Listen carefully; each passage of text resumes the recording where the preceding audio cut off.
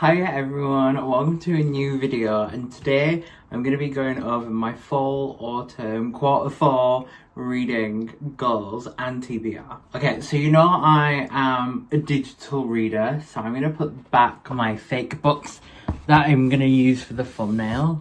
Thank you very much, you served your purpose. So today I kind of had a clear out of what I want to intentionally read and kind of what my reading is going to look like for I want to say the rest of the year. So I'm going through what I want to read. So I kind of count in my head September as like kind of one of the last months of summer, but it's very much autumn coded for me.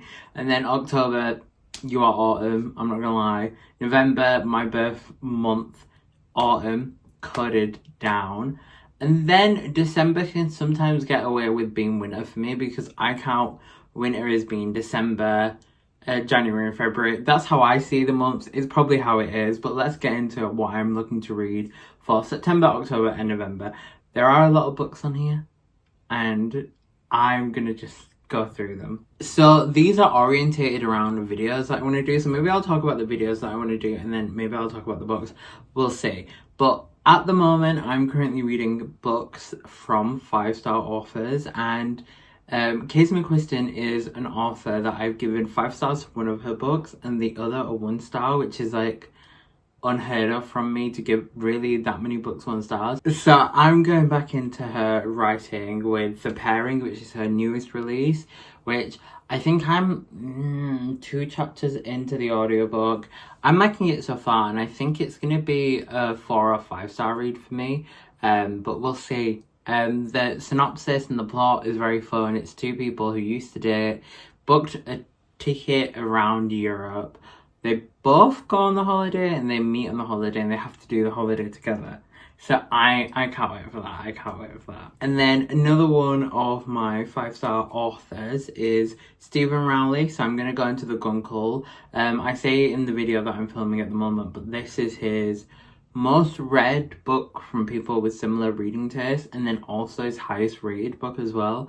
So I'm looking forward to that. So yeah, can't wait to get into that one. And then the final book in that kind of book series video that I'm doing is Americana by Chimamanda Ngozi Adichie, who I've read from before. I've read probably her book We Should All Be Feminist twice, but as I say in the video that I'm filming at the moment, I was a diehard Beyonce fan, still am a diehard Beyonce fan, but her album, Beyonce, changed my life. I didn't used to listen to albums on Spotify. I used to listen to them on YouTube. So I'm sure if I actually did put that on Spotify, my statistics would probably rank that album at the top with like Lady Gaga, GY, and then Lana Del Rey, Honeymoon under it. So this had such a profound effect on me. Her words from a young age, We Should All Be Feminists, is quoted, I can't remember the song now. So her song, well, her work in We Should All Be Feminists is quoted, I think it's Flawless, the live version, but I'm not sure on that one. But anyway, I knew the book before I read the book. And like that is so impressive. I really like the book. I loved the TED Talk that they did. So I'm eager to get in this one because apparently it's like the best thing ever. So I'm looking forward to that. Okay, and then I want to do some like spooky Halloween books. However, I am very easily scared and spooked. So we need to like see how that's going to go. Also, I pick up normally seasonal books at every point of the year, and I used to do that heavy. Somewhere in my reading I stopped doing that, so I'm in the middle of series that like I haven't read since probably 2019-2020, and I want to go back into them. And the first one is actually finishing the Half Bad trilogy with Half Lost by Sally Green. I really love this. It's refreshing to read this because I grew up in a time where trilogies and YA who looked into dystopian were doing a lot of the same things, and this is so different. And Sally Green's writing is so special. Like, I don't know, like I really loved the first book. The second book not so as much, but I'm excited to see how this trilogy wraps up. And then I'm also excited just to read from the author again, which I think is very special. So yeah, that's what I'm going to be reading after. And then after that, I'm going to go into the You universe. So that's You from Netflix. And I'm going to read Hidden Bodies by Caroline Kepner. So you know, I don't need to tell you again because I told you about 5 times. But I read audiobooks a lot. And I, at the time of reading You, I watched the TV show, but I listened to the audiobook of You, and I was working a job in 2019, my first job after university. I had just moved back home, and I was getting, like, a train from where I live to Leeds train station, from Leeds train station to Guiseley, where my work was. It was just, travel-wise, it was, like, literally, like, I was going from, like, so the endpoint's here, I'm here, I was going, and it, like, I understand that's a journey that lots of people have to make, but coming from a town where, like, public transport isn't as, like, popularized as places like London and, like, used heavy, I was like, this is so unnecessary. But I was listening to the audiobook of You, and me and Beck have this, the, like, Target in the first one. We have the same birthday, and we have, like, surprisingly a lot in common. So the audiobook is, I think it's Dan from Gossip Girl, who's the character Joe Goldberg in You. I think he was narrating it, and he was like, oh, I see you over there. I was, like, looking around on the train, like, where is he? Like, it was that realistic for me. So yeah, I'm really excited to get into Hidden Bodies. I did like this season of the TV show. Excited to see how it's different. Obviously, I know how this kind of plays out, but it's been a while since I've watched You, that season in particular, so I'm excited to see how that goes. And then the last one in the Halloween reading is The God of Endings by Jacqueline Holland. The reason why I picked this up is because I wanted to do, like, an actual spooky read, and because I'm a scaredy cat, I was like, I don't want to get scared. So I was like, okay, let me look at some videos, let me look at some YouTube videos and TikToks and Instagram posts and and I think I came across a TikTok, I want to say, that was like, this is, like, scary but not, and it's also just interesting to read. It's not like spooky, like scary. So this is apparently, from what I remember, is about a vampire who, like, wants to live not like a vampire, like, not to be scary, not freaking the girls out, but then, like, it's about how they're, like, living that life of, like, rejecting who they are without the impulses. Not me making everything, like, but it's about, like, them being, like, a vampire, not wanting to, like, eat people and drink blood, but then also being like, I have the need to, I'm a vampire, I need to eat people and drink blood. So I think that should be really fun. It is a little bit on the longer side. I don't know how many pages, but when I added it to my Goodreads, I was like, that'll be fine. Okay, and then don't ask me why, but this morning when I woke up, I was, like, itching for, like, fall vibes, because my last year has been a little bit crazy, and I say that because from maybe last December to midway through September, it literally just flew. And I literally just, like, woke up one day and was like, I've lost about 6 months of my life for, like, I don't even know what happened, where they went or whatever. And I had a good summer, but I was very demure. I was very mindful of how the summer was. I didn't go out a bunch, which I think is a little bit of character development, a little bit of just getting older. But I was very focused on making sure I was okay, you know, just a lot of, like, I don't know how to describe it, but, like, self-fulfillment and self-development. So now I'm really looking forward to the fall or the autumn, because I am a November baby through and through. I love when it starts to get dark early. You go out in like massive coats. As a person, for the last couple of years, I've been very summer orientated, but because I didn't really have a spring, actually, I had a little bit of an autumn in 2023. Didn't have much of a winter this year. Didn't have much of a spring, and my summer was lackluster. I think I picked it up at the end, but I'm really banking on autumn. I'm really banking on fall.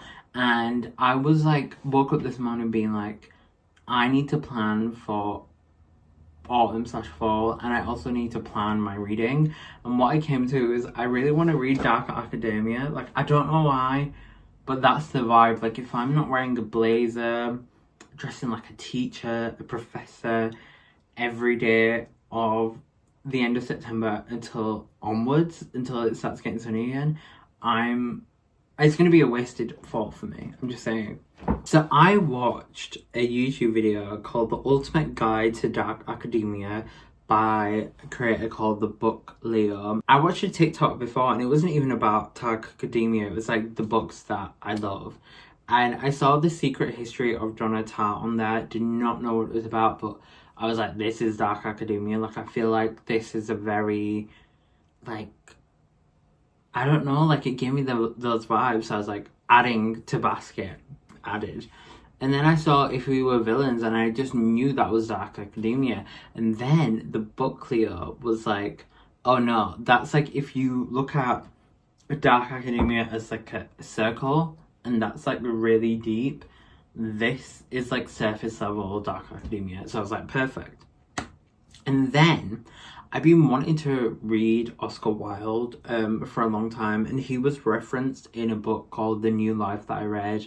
I want to say earlier this year, but I picked it up earlier this year, finished it in summer, and I was like, I really want to read him. And The Picture of Dorian Gray is a book that I've always heard about, and I was like, I feel like even though I found from the book Leah's video that dark academia means you read a book about academia which is dark, but I was like, I know that's obvious, but I was like, oh, it's an aesthetic, it's not actually reading. It's like cosplaying that you're like a preppy Harvard, Uni, or Oxford or Cambridge. It's not reading about dark academia, but it actually is, and I'm like a little bit shocked. So I was like, if I was cosplaying, like going to Yale or Harvard or whatever it might be, or Brown, I don't know, I would be reading The Picture of Dorian Gray. I feel like that just makes sense. So I added that to the cart. But the book Leo was like, I feel like this is dark academia without being dark academia, so clear for me. Another one that they said in the video was Ninth House by Leigh Bardugo. And I've tried to read that before. I actually haven't tried to read that one, but I've tried to read from the author before and it just didn't happen. But this and the next one are books that the book Leo said were based around like secret societies in academia, and that's definitely something I want to read about, so that's definitely in the basket. And then the Atlas 6 is another one. This one I'm really looking forward to. There's only 5 spaces on a program, and there's 6 people, and for some reason the only like normal thing is that one of those people has to die, and they need to decide who the person to die is. I don't know, it sounds weird, but I want to read it, so that's definitely going into it. And then the next one is a classic, and that kind of goes again into the dark academia vibes, which is Frankenstein, which I hadn't heard of. My older sister did. I've obviously heard about Frankenstein. I just said, it just came out of my mouth so naturally, and I probably got it, that I've never heard of this book. I've heard of this book. I know what Frankenstein is. I literally read Cleopatra and Frankenstein this year. My sister did A-level English literature, and we had a copy of Frankenstein. Like, I don't know what's going on, but I want to read this because one of the things that I didn't know is the actual like opening for it is about like Professor Frankenstein. like his origin stories about like studying and like not being accepted by academia. I don't know too much about that, but I know I might try and read it. I might. Another book I've just heard of is The Invisible Life by Addie LaRue, by V.E. Swab. Now I've heard of this a lot, and a lot of creators say they love it, so I'm gonna get into that. Can't remember the plot, but I guess we'll find out. And then the next one follows the same vein as The Picture of Dorian Gray, where it's not about academia, but it's like the same vibe. Like if I was cosplaying, what would I read? If I was cosplaying like an Oxford English literature first year student, what would I read? And it was Jane Eyre by Charlotte Bronte. I tried to last year do a little like, was I reading a Bronte sisters though? I don't think I was. I was reading Pride and Prejudice and Emma, and that's by Jane Austen. It's not by a Bronte. I always get the Brontes and Jane Austen confused because Charlotte Bronte has a book called Jane Eyre, and I'm like, whoa, my brain can't compute that. But the Bronte sisters are from Yorkshire, and I'm from Yorkshire, so I feel like I have to read them at some point and like go into it. I tried to read Wuthering Heights, and that's by one of the Bronte sisters, don't know which one, and that was not for me, so we shall see about Jane Eyre. But again, if I'm cosplaying, what am I going to read? And then another one that the book Leo started talking about when Tumblr was in its early days, 2012, the aesthetic of dark academia was there, and I think I probably saw it because I was on Tumblr in 2012, probably like 13, and she said like back in those days there wasn't that many books on dark academia, so we just went with the vibe. And one of the books in the vibe was A Room of One's Own by Virginia Woolf. I'm very interested in reading Virginia Woolf as someone who reads in both ways. I feel like there are certain authors that you kind of want to like not tick off a bucket list, but make sure you read. And Virginia Woolf is definitely one of those, so I'm very excited to get into that. Another one of the authors is Edgar Allan Poe. Heard of that name, loved the song on Eurovision, and poetry fits in the vein of dark academia, because it's like something you would be, if you, like, I hate to say it again, but if you were a Cambridge English literature first year student, actually second year, you'd be drinking maybe, I don't know, but you would be reading so much poetry left, right, centre, and I feel like that was missing. So I don't know if I'm going to get to them all for this, but I'm looking forward to that video in particular. I hope my interest doesn't like overrun and run out by the time I get to that, but I guess we'll see. So when I was thinking like what would an Oxford English literature first year student read, I visited the Oxford reading list for first years in 2022 and 2023, so somewhat recent, and they have a reading list, and I went through it, and some of the books I don't care.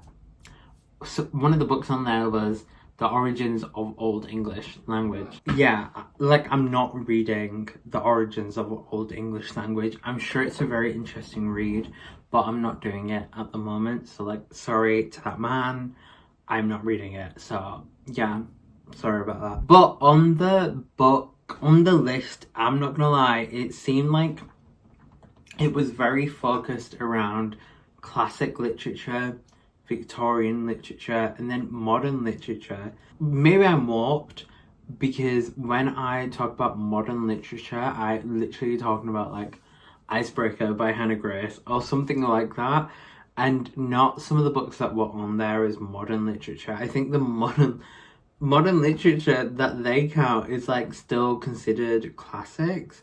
So like one of the books that I'll go into is A Passage to India, which I bought literally just because it says India in the title and I'm Indian, and I bought it and it said classic on it, and it was published from 1924. What I would have as a modern read is very different to what Oxford thinks, and that is fair. So the first book I picked from there was Great Expectations by Charles Dickens. Now I think this was definitely like a Victorian read, right? But Charles Dickens, never read from him. I actually would be so interested in reading A Tale of Two Cities, but that wasn't on there. Great Expectations was, don't know about her, but very interested to see what she's got as a read. And then another one is, I've been like wanting to read Sylvia Plath for a long time. I've read her before, back in my uni days, so like probably 5+ years now. And I can't remember too much because I read like a poetry book. I think it was interesting. I've been wanting to read The Bell Jar, not read that. But on the list is Ariel by Sylvia Plath, and I've heard of that before. And I was like, oh, I'll try it out. Like, why not? So that's on the list. Then the next one is actually another Charles Dickens book, which is Oliver Twist. Watched the movie multiple times. Fun fact about me, I used to do plays and theatre at school. I did Grease, I was Danny Zuko, putting a bit of weight that summer. And then when it came around to Bugsy Malone for second year, I was Fat Sam, which does a lot for your ego at that age and your like sense of security in yourself and your body image. And then the teacher was like, oh, we can do Oliver Twist the next year. Gobinder, you will be like the guy who's like, he's like, please sir, can I have some more? And I'm like, nah. So I was like, at that point, I felt a little bit neglected. My acting skills were not being appreciated. And plus I was in like year 10. So I made the excuse, like, I'm not associating myself with this and not taking part. And then everyone else in my year was like, actually, if like Gubby's like taking it seriously, like maybe we should focus on our GCSEs. And I was like, not so much of like the focusing on the GCSEs is what I'm going for. The focus for me is my ego's hurt. I want to be Oliver Twist because, like, okay, they cast someone younger for Oliver Twist, but it should have been me. That was my thinking. So don't know why I went on to a rant there, but Oliver Twist, it invoked a memory. I'm gonna try and read it, but it's long. And again, I don't read books. I listen to the audiobooks. But I'm sorry, how long was it again? 608 pages. I'm going to be listening to this book for about 50 years. And that's on 3 times speed. So I'm going to read it. And that wasn't like anything about like listening to audiobooks or whatever. But yeah, we'll see. Maybe this video might not happen because it's a lot of the same. But I'm really wanting to read A Passage to India by E.M. Forster. Like I said, when I was at the beginning of my reading, I bought the book because it said India in the title and I'm Indian. You can see my I was really diligently picking books that I wanted to read based on that. But I didn't read it, and I think I gave it away at the free library. So someone's reading that now, hopefully, because it's not there anymore. Because I 100% went, donated all my like unhauled books, and then went like 2 weeks after, and there was only 2 books left that I gave there. And I can't remember what it was. It was definitely one of the Shadowhunters books, but I was like, you left like number 5 out of a series of 6, so you took 6. You took 4 and 6, so that was mad. And then another book, I want to say, I can't remember now which book it was, but anyway, someone read that, which we love, and I'm hopefully going to read that, which we love. And then the next one was under Modern, and it was Miguel Street. It's Miguel Street by V.S. Naipaul, and I was like, slap. And it's based in Trinidad. A lot of the books on the list are based in Europe, England to be precise. So love that. The author has a Nobel Prize. Love that. So yeah, I love that. I'm looking forward to this one. I think, to be fair, to diversify my reading, because I don't think I've read any books based in the Caribbean. I think regardless, if I do this video, this will be a book that I read purely because it's bad, because I don't think I've read a book set in the Caribbean before, and that's like, it's actually very, like, as someone who reads, I feel like it's not a responsibility to read books set everywhere, but I feel like I read sometimes for an escape and entertainment, but also a lot for education. So like, me leaving that out is stupid and ignorant, so I might get to that. I might get to that. And someone in the comments said that they had to read this in 1981 as a part of an English literature O-level exam. And I did Mice and Men and Inspector Calls for my GCSE, and I love those books. So I'm banking that this is going to be another good book. So yeah, that's all the books that I have on my TBR for fall/autumn this year. This probably won't be the consciousness that I follow in my reading. I will probably be here, there and everywhere per usual. And this is not every book that I will read until the end of the year. I like to read when it gets around Christmas. I read Christmas books last year. I don't know why I was going to say this year. And that actually put me in the mood for Christmas, and I want to read more Christmas books. So I will be adding in some Christmas reading around December. But this is, I think, if I actually do read all the books for the Dark Academia video, I will be shocked. If, now thinking about it, if the Oxford video goes through, as I'm imagining at the moment, I will be surprised. So this is all hypothetical.